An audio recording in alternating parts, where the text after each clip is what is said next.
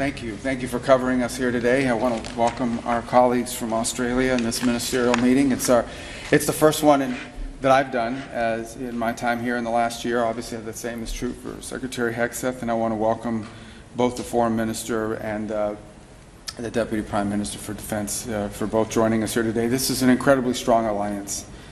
In fact, as we were discussing a few moments ago, it is our only ally that has fought with us in every war over the last, certainly over the last 4 or 5 decades, and we're very grateful to them for that. And this is a very strong partnership. It's a strong alliance, and what we want to do is continue to build on it. We think we have a lot of momentum behind this alliance, coming off the visit with the Prime Minister here in October, which we also had a chance to participate in, and in follow-up events to it.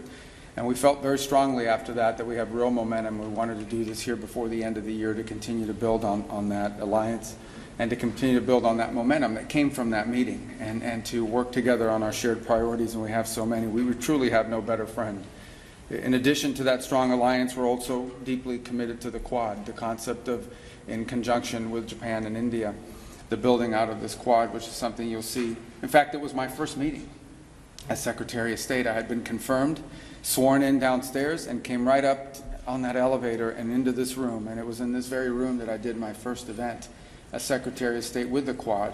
And we look forward to, I think we've had at least 3 meetings this year, if I recall correctly, and we'll continue to build on that in the year to come. We look to do more of those.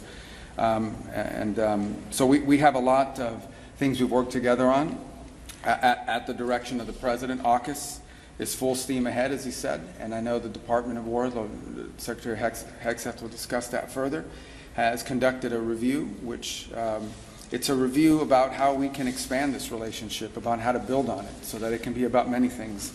And I know we've also signed a landmark critical mineral framework agreement. This is something we share in common, not just with Australia, but with many of our allies around the world, the desire to diversify supply chains, and the belief that in order for us to be able to do anything, whether it's defend our countries, defend our allies, or defend each other, but also to build our economies and to prosper as economies, we have to have critical mineral supplies and supply chains that are reliable and that are diverse and not overly invested in one place where they can be used as leverage against us or our partners of the world. And so this is something that you'll find the U.S. and Australia working very closely on, and it's at the cornerstone of everything we plan to do together in the months and years to come. So I want to welcome you to Washington. Thank you for joining us and agreeing to doing it here at the end of this year. I know it's you have many other obligations and places. You're going to be traveling quite extensively in the days to come as well, so we're very grateful that you were willing to come here and join us, and we look forward to reciprocating in the new year by visiting you in Australia, as I look forward to. And it's one of my, I actually have never been, and I need to go.